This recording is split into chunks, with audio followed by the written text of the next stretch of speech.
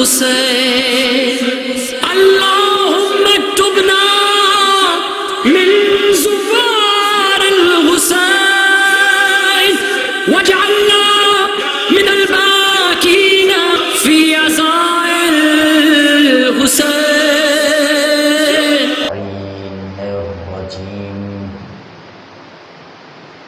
بسم اللہ الرحمن الرحیم. الحمد للہ الذی هو الملک القدوس السلام المؤمن المهيمن العزيز الجبار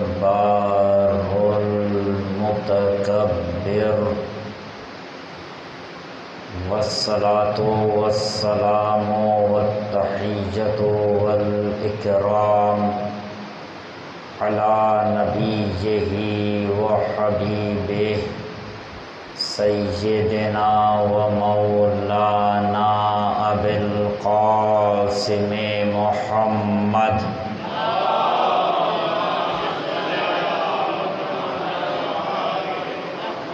وعلى آله الطيبين الطاهرين المعصومين المظلومين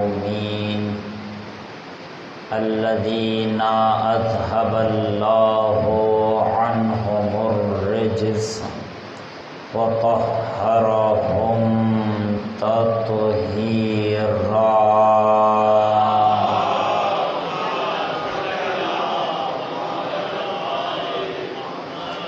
ولا سيما بقية الله أرواحنا لتراب مقدمه الفداء واللعنة الأبدية على أعدائهم أجمعين.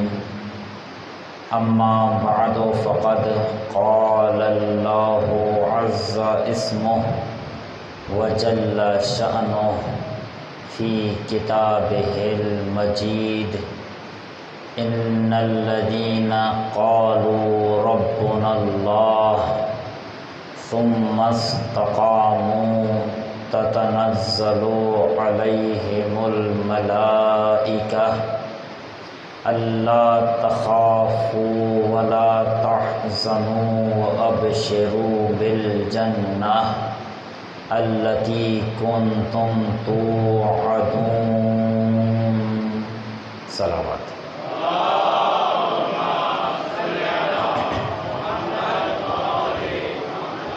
حضرات گرامی، پروردگار عالم نے سورہ فصلت کی اس آیت میں ارشاد فرمایا کہ جن لوگوں نے کہا کہ ہمارا رب اور ہمارا مدبر اللہ ہے، اور اس کے بعد انہوں نے استقامت بھی دکھائی، تو ایسے لوگوں پر فرشتے نازل ہوتے ہیں کہ خوف زدہ نہ ہو اور غمگین بھی نہ ہو، اور تمہیں جنت مبارک ہو، وہ جنت کہ جس کا تم سے وعدہ کیا گیا تھا. اس آیت کے ضمن میں اور ذیل میں جو موضوع ہمارا زیر بحث ہے وہ ہے کربلا مظہر ولایت. آپ حضرات کے سامنے مسلسل یہ بیان کیا جا رہا ہے کہ ولایت نے اگر تاریخ میں صحیح معنی میں کہیں پر اپنا جلوہ دکھایا ہے تو وہ کربلا ہے. کربلا میں وہ مفہوم جو پروردگار عالم نے ولایت کا پیش کیا تھا قرآن مجید میں، کربلا نے اس مفہوم کو مجسم کر کے بعنوان مصداق ہمارے سامنے پیش کیا. یہ ایک مسلسل بحث ہے ہماری، آج صبح بھی یہ بات چل رہی تھی کہ عزیزان گرامی، کل سے جہاں بات روکی تھی وہاں سے شروع کروں گا، لیکن ایک بات اور عرض کروں۔ عزیزان گرامی، ولایت صرف اشہد ان علی ولی اللہ کہنے کا نام نہیں ہے۔ یہ کلمہ ولایت کا اظہار ضرور ہے، مگر حقیقت ولایت جو قرآن نے پیش کی ہے وہ یہ نہیں ہے۔ ولایت صرف ایک کلمہ نہیں ہے، بلکہ ولایت ایک پورا نظام ہے کہ جو بھی اس نظام ولایت پر چلے گا، توجہ فرمائیں اور ذمہ داری سے کہہ رہا ہوں، جو بھی اس نظام ولایت پر چلے گا اس کی چھوٹی سی نیکی بھی قبول کر لی جائے گی، اور جس نے بھی اس نظام ولایت کو چھوڑا، چاہے وہ کتنی ہی بڑی نیکی کرے، اس کی نیکی قابل قبول نہیں ہے۔ اب مجھے یہ جملہ کہنے دیں کہ جو اہل بیت کی تعلیمات میں ذکر کیا گیا، جو ہم نے اساتذہ سے سنا اور بات بالکل صحیح ہے، اہل بیت کی ولایت پر موجود گناہگار اس سے بہتر ہے جو اہل بیت کی ولایت پر نہیں ہے لیکن متقی ہے۔ یہ اہل بیت کی سب روایات میں بیان کیا گیا۔ وہ کہ جو اہل بیت کی ولایت پر رہ کر غلطیاں کرتا ہے، وہ اس سے بہتر ہے کہ جو بظاہر دنیا کے سامنے متقی ہے۔ اس کی مثال اب آپ حضرات کے سامنے بیان کروں گا، بات واضح ہو جائے گی۔ وہ کہ جو ولایت پر رہ کر عمل کرے گا، چاہے وہ معمولی صحیح عمل کرے، اس کا عمل قابل قبول ہے۔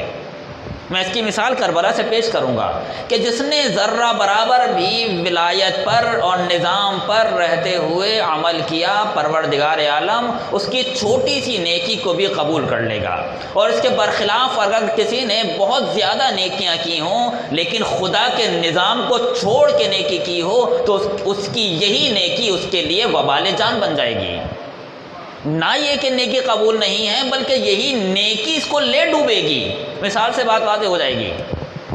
مثلا آپ کو اگر اس طرف جانا ہے اور آپ اس طرف کی گاڑی پر بیٹھ جائیں، جانا آپ کو ادھر ہے، منزل آپ کی یہاں ہے، مقصد آپ کا یہاں ہے، آپ یہاں پہنچنا چاہتے ہیں، لیکن آپ غلطی سے اس طرف چل پڑے اور آپ نے ڈرائیور سے کہا کہ ذرا تیز گاڑی چلاؤ، نتیجہ کیا ہوگا؟ ڈرائیور جتنی زیادہ تیز گاڑی چلائے گا، آپ اتنا ہی زیادہ مقصد سے دور ہوتے رہیں گے۔ توجہ فرمائیے گا، جتنی زیادہ تیز گاڑی چلائی جائے گی، آپ اتنا ہی زیادہ مقصد سے دور ہو جائیں گے۔ لیکن اگر آپ جہاں جانا چاہتے ہیں نظام پر رہتے ہوئے پیدل چل پڑیں، چاہے آپ پیدل ہی چل پڑیں، چاہے آپ وقفہ دیتے ہوئے چل پڑیں، کچھ ہی دور آپ چلیں، لیکن کچھ نہ کچھ آپ مقصد سے قریب ہو جائیں گے، کیونکہ آپ نظام پر چل رہے تھے، کیونکہ آپ ایک صلوات بر محمد و آل محمد،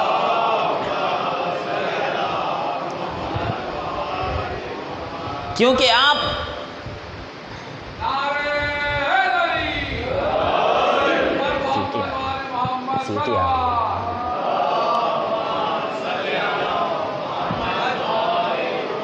ایک اور صلوات بر محمد و آل محمد۔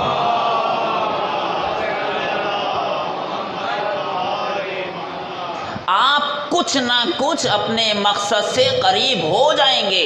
میں یہی بتانا چاہ رہا ہوں، اہل بیت کے نظام پر رہتے ہوئے اگر انسان چھوٹی سی بھی نیکی کرے تو یہ نیکی اپنا اثر ضرور دکھائے گی، اور اگر اہل بیت کے نظام کو چھوڑ کر بڑی سے بڑی نیکی کی جائے تو وہ نیکی انسان کے کوئی کام آنے والی نہیں ہے۔ خدا کو نماز نہیں چاہیے، توجہ فرمائیں، جملوں کا ذمہ دار ہوں، خدا کو نماز نہیں چاہیے، خدا کو روزے نہیں چاہیے، خدا کو حج و زکوٰۃ نہیں چاہیے، خدا کو وہ نماز چاہیے جو نظام پر رہ کر ہو، خدا کو وہ روزہ چاہیے جو نظام پر رہ کر ہو، خدا کو وہ حج چاہیے جو نظام پر رہ کر ہو. اگر تم نظام کو چھوڑ کر نماز پڑھو گے تو یہ نماز نہیں ہوگی. اسے اٹھک بیٹھک ضرور کہہ سکتے ہیں مگر اسے نماز نہیں کہہ سکتے. اگر نظام کو چھوڑ کر روزہ رکھو گے تو یہ فاقہ تو ہو سکتا ہے مگر روزہ نہیں ہو سکتا. نظام کو چھوڑ کر حج کرو گے اپنے آپ کو تھکا تو لو گے مگر یہ حج نہیں ہوگا. نماز وہی ہے جو نظام پر رہ کے پڑھی جائے اور پروردگار عالم کو بھی یہی نماز چاہیے. توجہ فرمائیں, پروردگار عالم کو بھی یہی نماز چاہیے. پروردگار ہماری نمازوں کا محتاج نہیں ہے. مجھے تمہاری نمازوں کی ضرورت نہیں ہے. تمہاری نمازیں پڑھنے سے میری خدائی میں کوئی اضافہ نہیں ہو جائے گا. اگر تم نماز نہیں پڑھو گے تو میری خدائی میں کوئی نقص نہیں آ جائے گا. میں خدا ہوں, تمہارے بنانے سے نہیں بنا. توجہ فرمائیں, میں خدا ہوں, تمہارے بنانے سے نہیں بنا.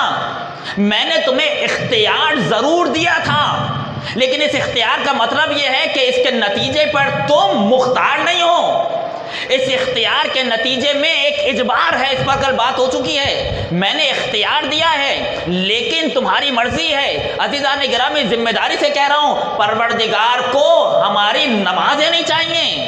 پروردگار چاہتا تھا کہ تم اپنے اختیار سے نظام پر رہتے ہوئے ہماری عبادت کرو.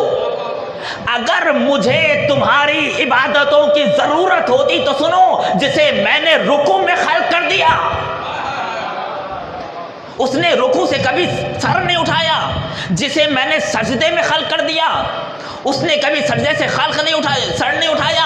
اور اگر مجھے تمہاری عبادتوں کی ضرورت ہوتی تو تم سب کی عبادت ایک طرف, علی کی ایک ضربت ایک طرف. ایک سلامات بر محمد و آل محمد.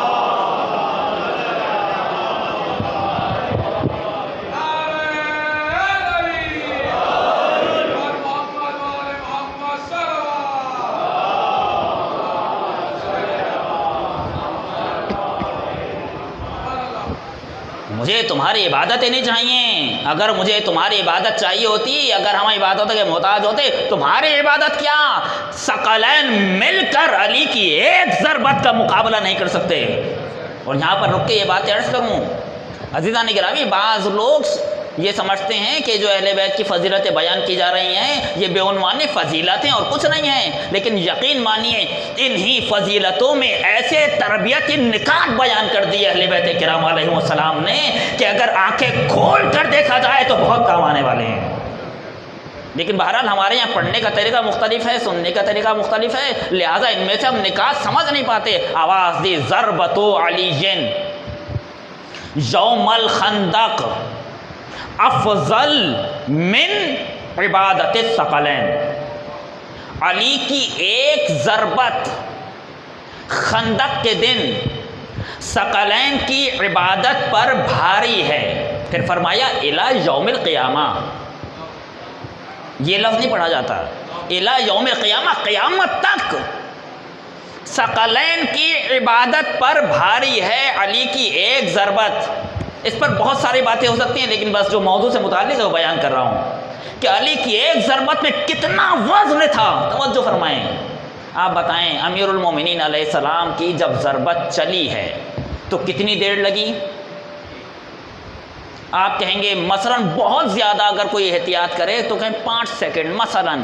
یہ تو بہت میں نے کہہ دیا, ورنہ ہمارے اساتذہ فرماتے ہیں کہ جب امیر المومنین کی ضربت چلتی تھی اور ذوالفقار چلتی تھی تو جس کا گلا کٹتا تھا اسی کو معلوم نہیں ہوتا تھا کہ گلا کٹا کہ نہیں کٹا.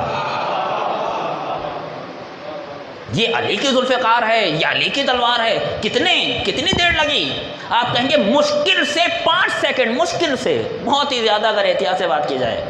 سوچئے پیغمبر یہ کہہ رہے ہیں کہ علی کی ایک ضربت خندق کے دن ثقلین کی عبادتوں پر بھاری ہے.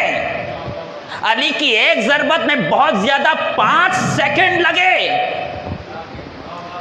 اب اس حدیث کا صحیح ترجمہ کریں, علی کی زندگی کے 5 سیکنڈ ثقلین کی عبادتوں پر بھاری ہیں، تم مل کر علی کی زندگی کے 5 سیکنڈ کا جواب نہیں لا سکتے تو علی کی ساری زندگی کا جواب کیسے لا سکتے ہو؟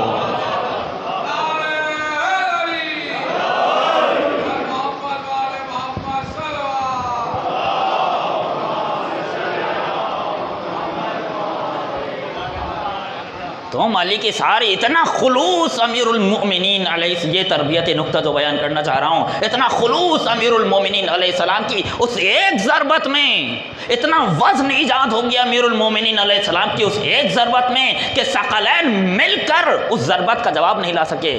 اور اس ثقلین کی عبادتوں میں انبیاء کی عبادت شامل، اولیاء کی عبادت شامل، اوصیاء کی عبادت شامل، اور پیغمبر یہ کہہ رہے ہیں کہ 5 سیکنڈ کا جواب نہیں لا سکتے۔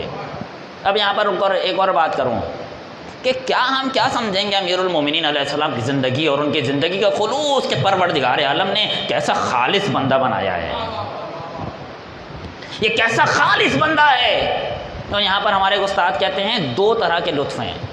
ایک لطف یہ ہے کہ میں یہ احساس کروں کہ میرا خدا وہ ہے جو علی کا خدا ہے۔ یہ ایک لطف ہے کہ اگر انسان اس چیز کا احساس کرے کہ میرا خدا کون ہے، میرا خدا اتنا قدرت مند ہے کہ جس نے علی جیسا بندہ بنایا، میرا خدا اتنا طاقتور ہے کہ جس نے محمد جیسی مخلوق بنائی صلی اللہ علیہ وآلہ وسلم۔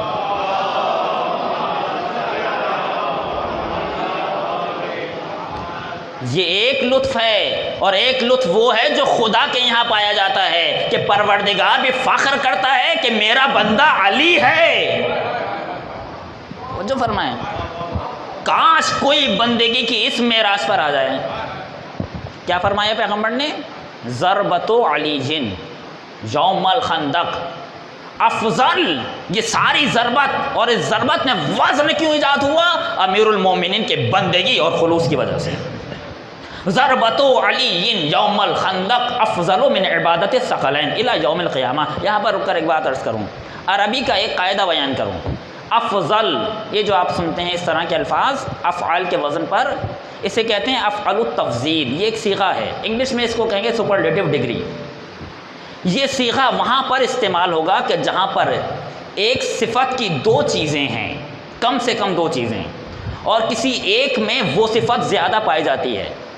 مثلا علی ایک لفظ ہے، علی یعنی بلند، علی سے جب آپ نے افعال التفضیل بنایا تو بنا اعلیٰ، یعنی سب سے بلند مرد، اور جب اسی اعلیٰ سے آپ نے اس کی مؤنث بنائی تو بنا علیا، سب سے بلند عورت۔ یا جیسے علم ایک معنی ہے، علم سے جب آپ نے افعال التفضیل بنایا تو بنا عالم، کہ جو آپ حضرت تقلید کے لیے سنتے رہتے ہیں، عالم کی تقلید ہوگی، یعنی اس کا مطلب یہ ہے کہ کم سے کم علم رکھنے والے 2 افراد ہیں، ایک میں علم زیادہ ہے، وہاں پر یہ لفظ استعمال ہوگا عالم۔ عالم اور جاہل میں مقابلہ نہیں ہوگا، 2 عالموں میں مقابلہ ہوگا، پھر کہا جائے گا یہ عالم ہیں۔ بلند اور پست میں مقابلہ نہیں ہوگا، 2 بلندوں میں مقابلہ ہوگا تو ایک اعلیٰ ہوگا۔ اب یہاں پر اس حدیث کا معنی کریں، پیغمبر نے فرمایا ضربت علی یوم الخندق افضل من عبادت الثقلین، علی کی ایک ضربت، افضل افعال التفضیل کا صیغہ ہے، فضل سے بنا افضل، علی کی ایک ضربت خندق کے دن ثقلین کی عبادتوں سے افضل ہے۔ پیغمبر کو یہ کہنا چاہیے تھا کہ ضربت علی یوم الخندق افضل من ضربات الثقلین، علی کی ایک ضربت خندق کے دن ثقلین کی ضربتوں سے افضل ہے۔ لیکن نہیں، پیغمبر نے یہ نہیں کہا، فرمایا علی کی ایک ضربت خندق کے دن ثقلین کی عبادتوں سے افضل ہے۔ کہنا یہ چاہ رہے ہیں کہ وہ ضربت کہ جو میدان جہاد میں چلی، اس ضربت میں بھی اتنا وزن اور اتنا خلوص تھا کہ اس کا مقابلہ ضربتوں سے نہیں عبادتوں سے کیا جائے گا۔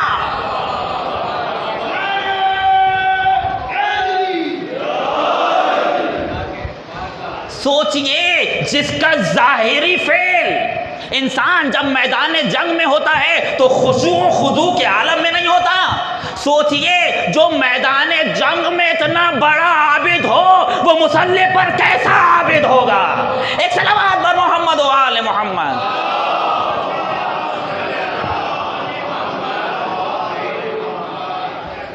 وقت بہت تیزی سے گزر جاتا ہے، بس آخری طرف آ رہا ہوں کہ جو میں بیان کرنا چاہ رہا تھا، یہ ایک ضربت امیر المومنین کی ثقلین کی عبادتوں سے افضل ہے۔ کیوں؟ اس لیے کہ وزن ایجاد ہوا۔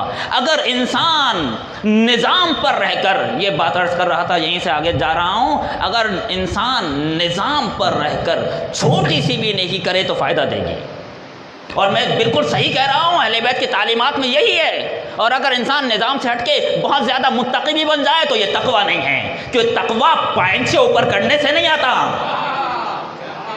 تقویٰ گردن ٹیڑھی کرنے سے نہیں آتا، بلکہ تقویٰ ایک دلی کیفیت ہے جو کسی پر طاری ہوتی ہے۔ بہرحال اگر انسان نظام پر رہے، ایک بات عرض کروں اور نتیجہ میں آج نہیں دے پاؤں گا، وقت بھی تقریباً تمام ہو گیا۔ جوانوں سے کہہ رہا ہوں، بزرگوں سے نہیں کہہ رہا۔ اے جوانان عزیز، ہماری زندگیوں کا محور امام ہے۔ امام، وہ امام کہ جسے پروردگار عالم نے ولایت دی ہے۔ ہماری زندگیوں کا محور امام ہے، کیونکہ امام اس کائنات کی جان ہے، امام اس کائنات کا قلب ہے، امام اس کائنات کا محور ہے، سب کچھ اس کائنات میں امام ہے۔ اور جس نے بھی اس رمز کو سمجھ لیا اس کے عمل میں طاقت ایجاد ہوگی۔ کسی نے بھی اگر اس رمز کو سمجھ لیا، یہی رمز ہے جو زندگیوں میں فرق ایجاد کرے گا۔ توجہ فرمائیں، یہی رمز ہے جو زندگیوں میں فرق ایجاد کرے گا۔ یہ جو ہمارے یہاں کسی اور زاویے سے بات کی جاتی ہے کہ جناب زینب کبریٰ سلام اللہ علیہا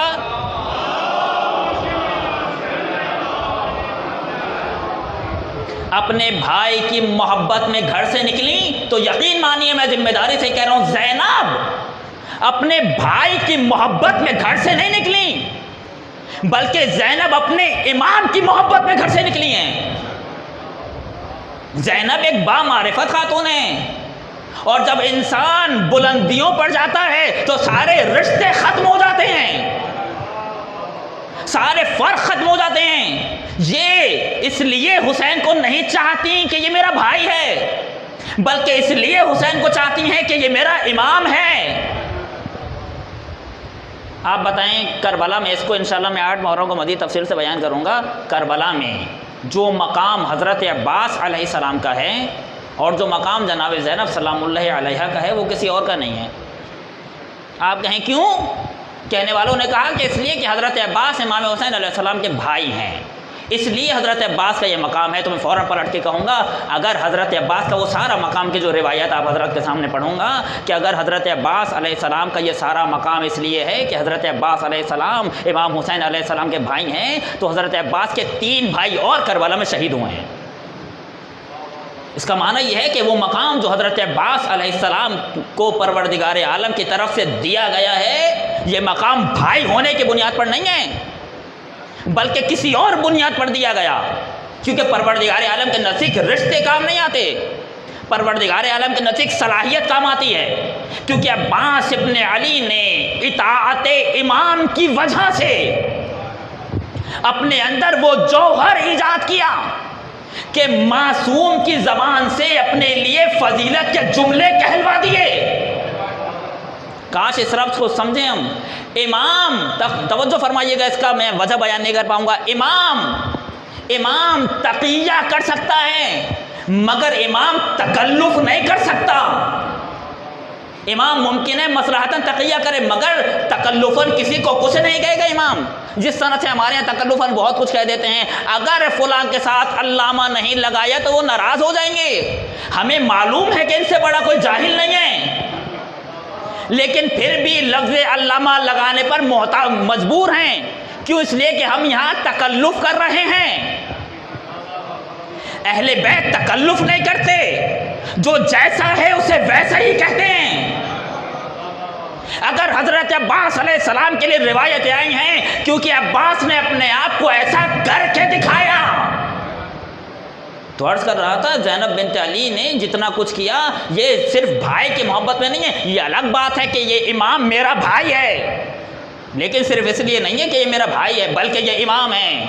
اور زینب نے یہ سب کچھ بچپنے سے اپنی ماں سے سیکھا. میں بہت کچھ عرض کرنا چاہ رہا تھا لیکن وقت تقریباً تمام ہو رہا ہے. زینب نے یہ سب کچھ اپنی والدہ سے سیکھا کہ جب زینب کی ولادت ہوئی ہے، حضرت امیر المومنین علی ابن ابی طالب علیہ السلام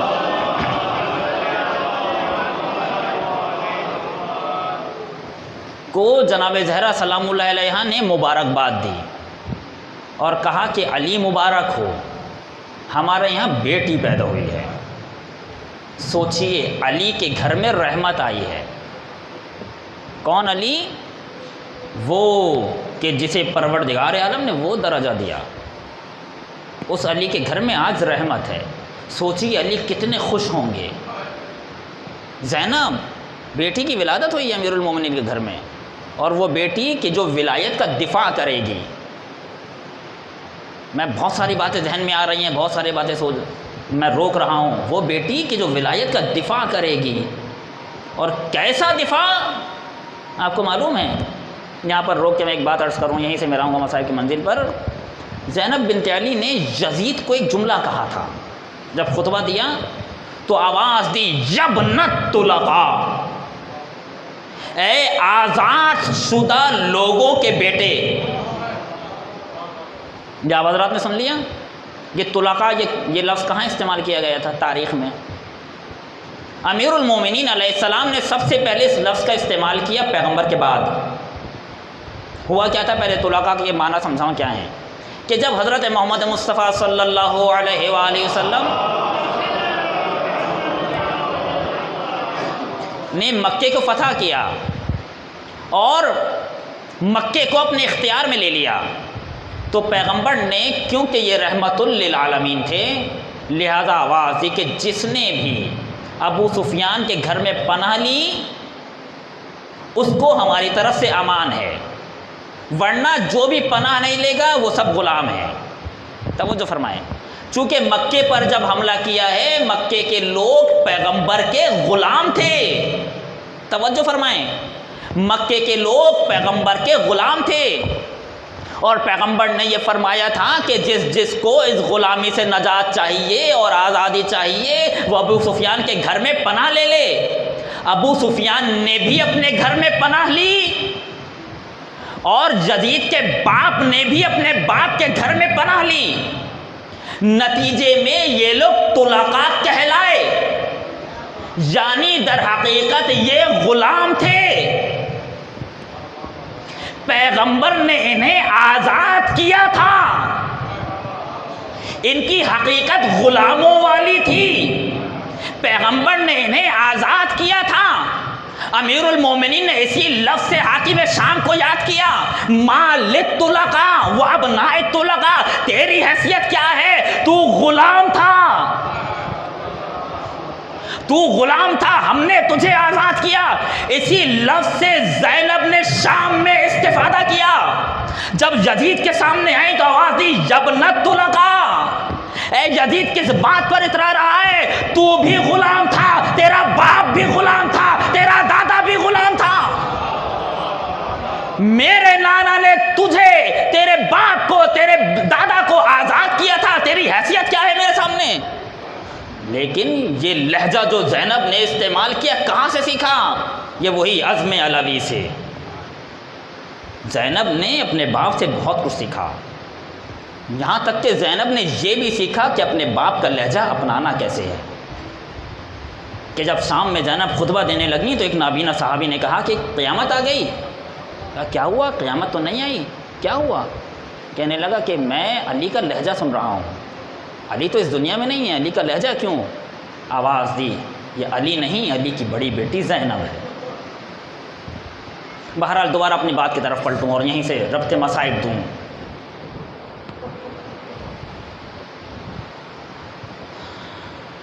امیر المومنین کے یہاں بیٹی کی ولادت ہوئی۔ فاطمہ زہرا نے خوشی خوشی بتایا کہ علی مبارک ہو، ہمارے یہاں بیٹی ہوئی ہے۔ آواز دی فاطمہ تمہیں بھی مبارک ہو۔ آج سے مصائب کچھ زیادہ ہوں گے کیونکہ آج سے بنی ہاشم کا ماتم ہے۔ آواز دی فاطمہ تمہیں بھی مبارک ہو۔ فاطمہ اس بیٹی کا نام کیا رکھا؟ آواز دی یا ابوالحسن، میں آپ پر تقدم نہیں کر سکتی، میں آپ پر پہل نہیں کر سکتی، آپ بتائیے اس بیٹی کا نام کیا ہونے والا ہے، کیا ہونا چاہیے؟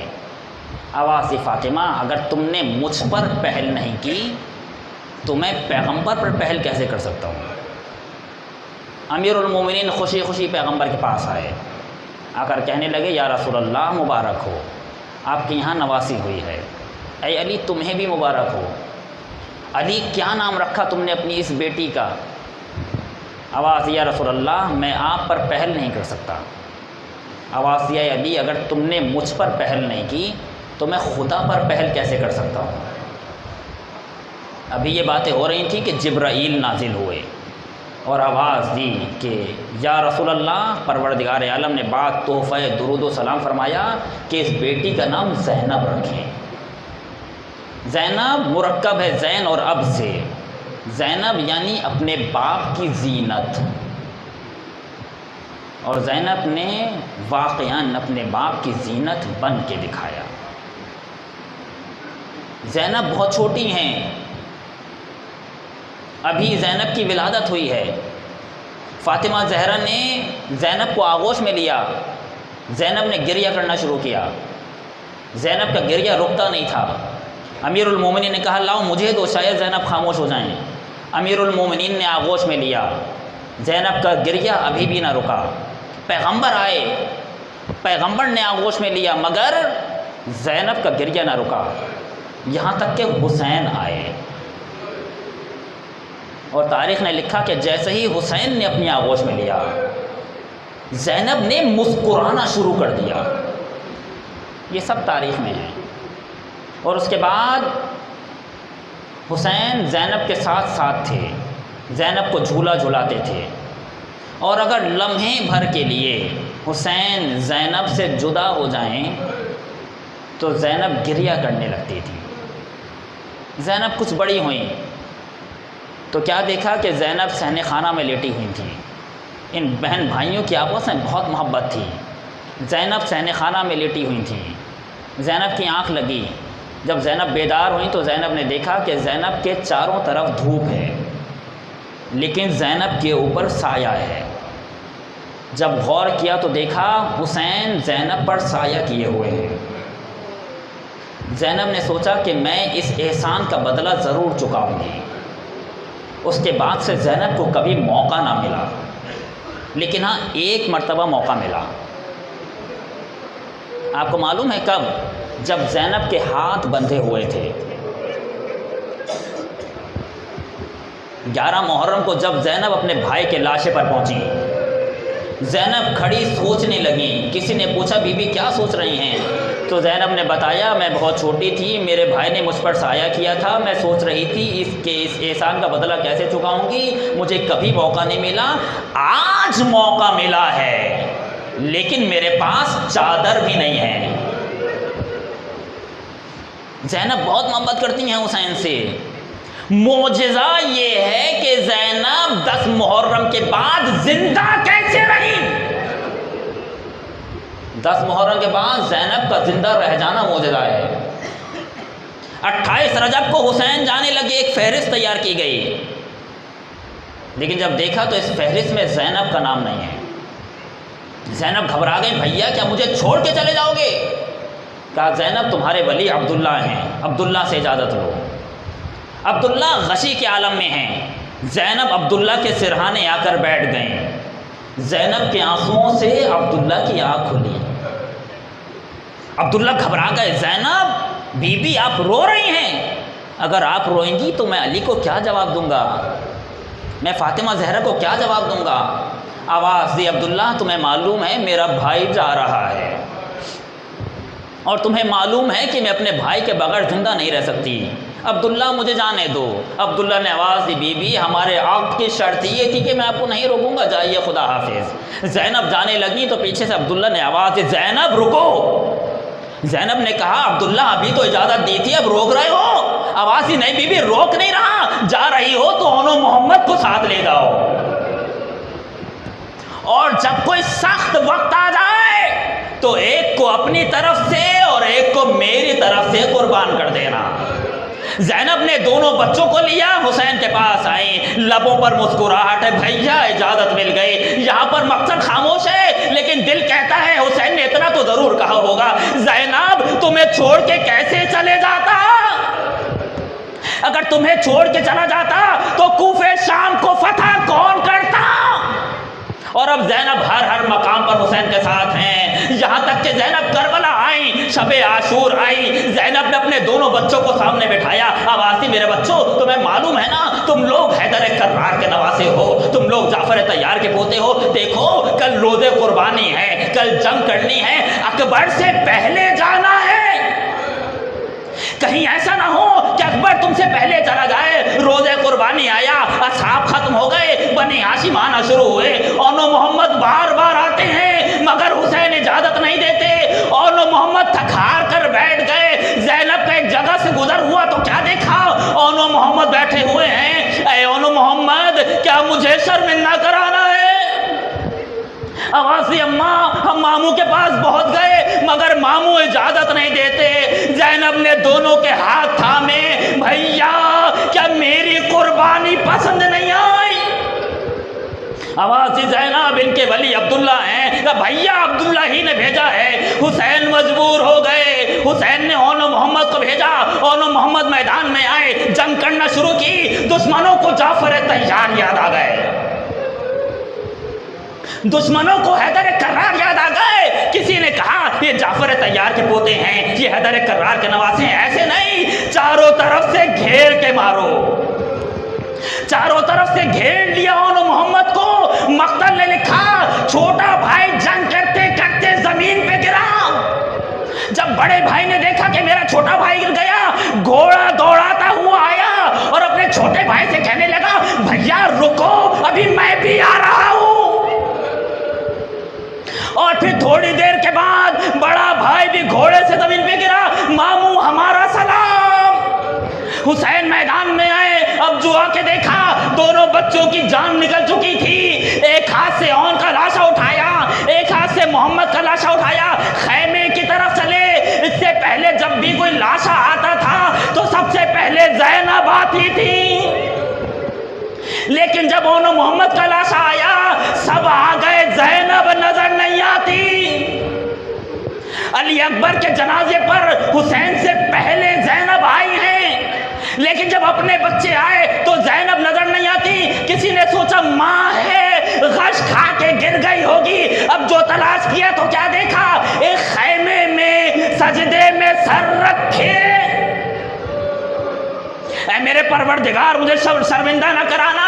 کسی نے زینب کا شانہ ہلایا، بی بی اٹھو بچے آ گئے۔ کیا کہا بچے آ گئے؟ کہا نہیں بچے نہیں، جنازے آئے ہیں۔ زینب اٹھی، دونوں بچوں کے درمیان آئی، پھر سجدے میں سر رکھا، پروردگار تیرا شکر ہے۔ اور اس کے بعد کبھی بھی زینب نے اپنے بچوں پر گریہ نہیں کیا، اپنے بھائی پر گریہ کیا، حسین پر گریہ کیا، عباس پر گریہ کیا، مگر اونو محمد پر گریہ نہیں کیا۔ کربلا سے کوفہ، کوفے سے شام، شام سے دوبارہ کربلا زینب آ گئی، مگر زینب نے اپنے بچوں کا ماتم نہ کیا، حسین کا ماتم کیا، عباس کا ماتم کیا، علی اکبر کا ماتم کیا، مگر اونو محمد کا ماتم نہیں کیا۔ کربلا میں 3 دن یا 7 دن رہی، کبھی بھی اونو محمد کا ماتم نہ کیا، یہاں تک کہ یہ قافلہ دوبارہ مدینے گیا۔ بشیر نے منادی نے ندا دی کہ حسین قتل ہو گئے، سارا گھر اجڑ گیا۔ ایک مرتبہ زینب دوبارہ مدینے میں آئی، زینب نے حسین کا پرسہ لیا، زینب نے عباس کا پرسہ لیا، زینب نے علی اکبر کا پرسہ لیا، مگر اونو محمد کا پرسہ نہ لیا۔ یہاں تک کہ زینب سید سجاد کے گھر آئیں، زینب نے کبھی بھی اون و محمد کا ماتم نہ کیا۔ ایک مرتبہ عبداللہ نے سید سجاد سے کہا کہ سید سجاد اب زینب سے بولو اپنے گھر آ جائیں۔ حکم امام ملا، زینب اپنے گھر آئیں۔ جب گھر میں آئیں تو عبداللہ گھر میں نہیں تھے۔ تھوڑی دیر کے بعد عبداللہ آئے، جیسے ہی عبداللہ نے زینب کو دیکھا اپنا منہ موڑ لیا اور کہنے لگے بی بی ابھی زینب گھر پہ نہیں ہے۔ عبداللہ تم نے بھی نہ پہچانا، لو عزیزو وہ بی بی کہ جس نے کبھی بھی اپنے بچوں کا ماتم نہ کیا، جب واپس اپنے گھر پلٹی، اونو محمد کے حجرے میں گئی، دو چھوٹے چھوٹے مسلح